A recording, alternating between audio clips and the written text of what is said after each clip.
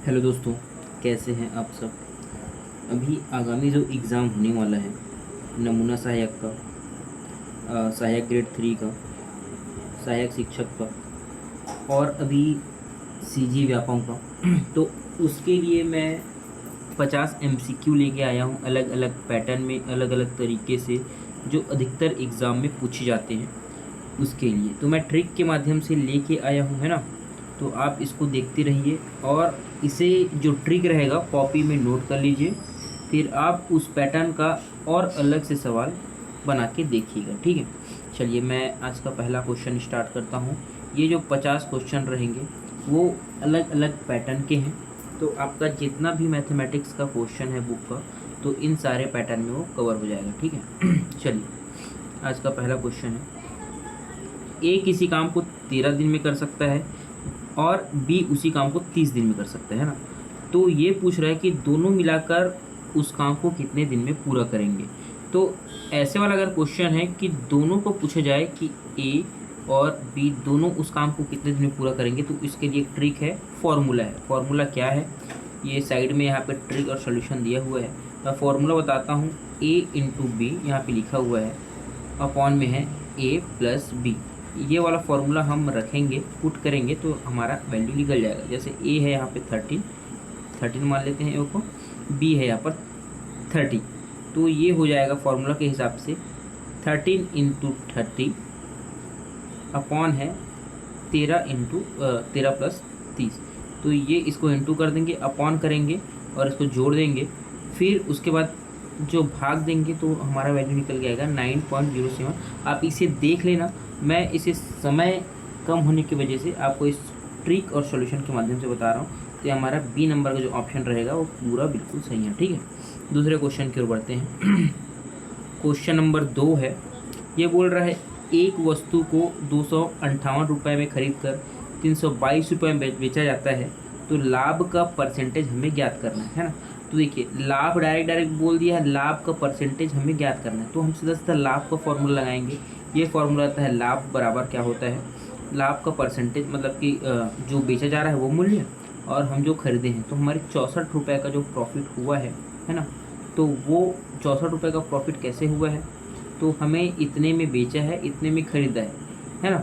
इसका परसेंटेज अगर पूछा जाए तो क्या होगा, लाभ परसेंटेज बराबर क्या होगा, लाभ अपॉन क्रय मूल्य इंटू 100। यानी लाभ कितने का हुआ है, 64 रुपये का हमको लाभ हुआ है और कितने में हुआ है, क्योंकि हमने 258 रुपये में खरीदा था। तो ये हो जाएगा ऐसे और ये पूरे का हो जाएगा 100 कर देंगे, तब ये परसेंटेज में आपको निकल के आएगा। तो 25% का हमें जो है मुनाफा हुआ है, ठीक। तो ये ठीक है इसके लिए। तीसरा नंबर का सवाल है। देखिए आप इस पैटर्न के सवाल को स्क्रीनशॉट ले सकते हैं, आप इसे बना के देखिएगा। ऐसे ही सवाल रहते हैं, कुछ ज़्यादा अलग रहता नहीं है, ठीक है। किसी संख्या का 40% 64 है, तो वह संख्या क्या होगी। ये अधिकतर एग्जाम में ऐसे क्वेश्चन पूछे गए हैं। तो किसी संख्या का 40% बोल रहे हैं ना, तो मान लीजिए वो संख्या हम मान लेते हैं एक्स, पता नहीं है तो एक्स मानते हैं, ठीक है। तो ये हमारा ट्रिक बनता है, संख्या इज इक्वल टू मान इंटू 100 अपॉन परसेंटेज। तो संख्या हमारा था 64 इंटू हम 100 कर देंगे फॉर्मूले के हिसाब से, और पूरे का 40 से उसको डिवाइड कर देंगे। तो हमारा जो संख्या निकलेगा 160 निकलेगा। तो ये सी नंबर का ऑप्शन सही है। देखिए जो क्वेश्चन दिख रहा है उसके बगल में मैंने ट्रिक और सॉल्यूशन भी दे दिया है, तो आपको ज़्यादा इसमें परेशानी ना हो, इसीलिए मैंने ये सब चीज़ आपको अरेंज करके दे दिया है ना। चलिए चौथा नंबर का सवाल है। 2200 रुपये की राशि पर 12% वार्षिक दर से 2 वर्षों का साधारण ब्याज क्या होगा, ये बोल रहा है। तो साधारण ब्याज निकालने का फॉर्मूला क्या है, जब हम बचपन में पढ़ते थे, साधारण ब्याज इज इक्वल टू मूलधन गुना दर गुना समय बटे 100। ये साधारण ब्याज निकालने का फॉर्मूला है, वही फॉर्मूला है ये सिंपल इंटरेस्ट का, ठीक है।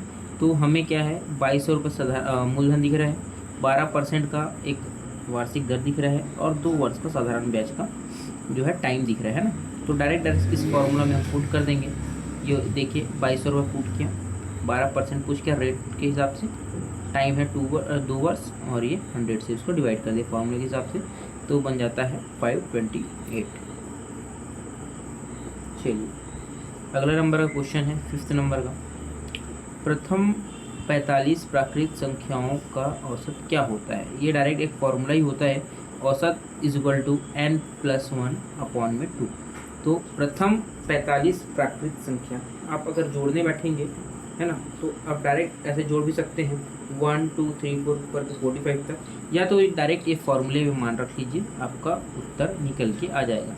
45 में हम 1 जोड़ देते हैं और उसे 2 से डिवाइड कर देते हैं, तो ये हमारा एवरेज निकल के आता है 23।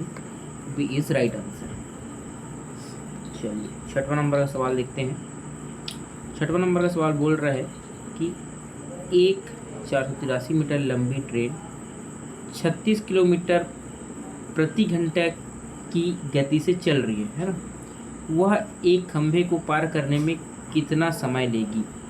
ठीक है, तो इसका भी एक समय मतलब ट्रेन के लिए टाइम, घंटा, गति, चाल के लिए एक फॉर्मूला होता है। इसके लिए गति अगर मीटर और प्रति सेकंड में दिया है तो उसका फॉर्मूला होता है क्या? समय इज इक्वल टू दूरी बटे समय, दूरी भागित समय, ये होता है। हमको क्या क्या दिया है तो बता दिया गया है कि 36 किलोमीटर प्रति आवर की स्पीड से चल रहा है, उसको हम कन्वर्ट कर लेते हैं पहले सेकंड में। 5/18 एक फॉर्मूला है, इसको हमने घंटे को कन्वर्ट किया है सेकंड में।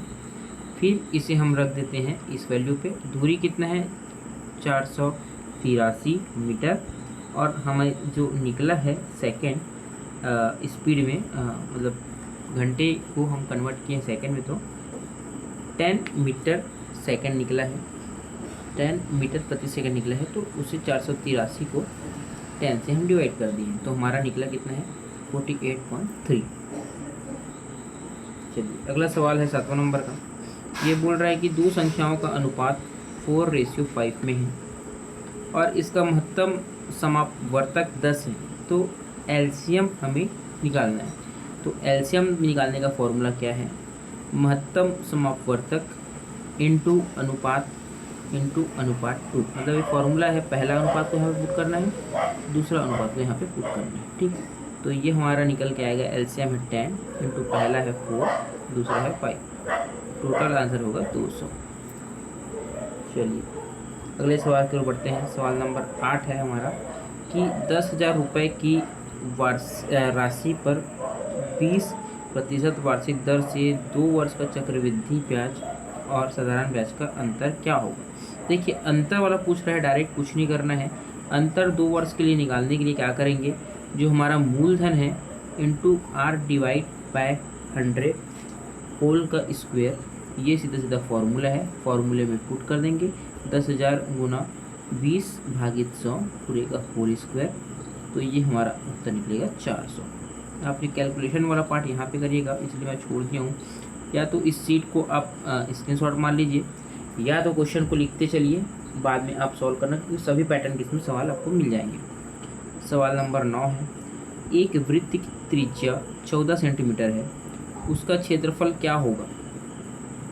पाई की वैल्यू आप जानते हैं 22/7। तो इसका जो क्षेत्रफल निकालने का जो फॉर्मूला है ना, त्रिज्या का, वृत्त का क्षेत्रफल का, तो ये है πr²। ये πr², तो पाई की वैल्यू है 22/7, त्रिज्या कितना दिया हुआ है 14, तो उसे 2 बार हमने रख लिया है, तो ये उत्तर आएगा 616 वर्ग सेंटीमीटर। चलिए आज का 10वां सवाल है, प्रथम 28 विषम संख्याओं का योग क्या होगा? देखिए प्रथम 28 विषम संख्या बोल दिया है, इसका भी फॉर्मूला होता है प्रथम n विषम संख्याओं का योग, मतलब n का स्क्वायर कर देना है। तो ये 28 दिया है, 28 का स्क्वायर हम कर देंगे, 28 का स्क्वायर हम कर देंगे, तो ये बन जाएगा 28 × 28 यानी 784। चलिए दोस्तों ये वीडियो लंबा हो रहा है, तो पहले हम 10 सवाल को देखे हैं। ऐसे 2-4 और वीडियो लेके आऊँगा 10-10 मिनट का, उसमें हम इस 50 MCQ वाले सेशन को कंप्लीट कर लेंगे। तो मिलते हैं नेक्स्ट वीडियो में। ये वीडियो अभी के लिए पेंडिंग है, अगले वाली वीडियो में यहीं से 11वें नंबर क्वेश्चन से स्टार्ट करते हैं। Thank you so much.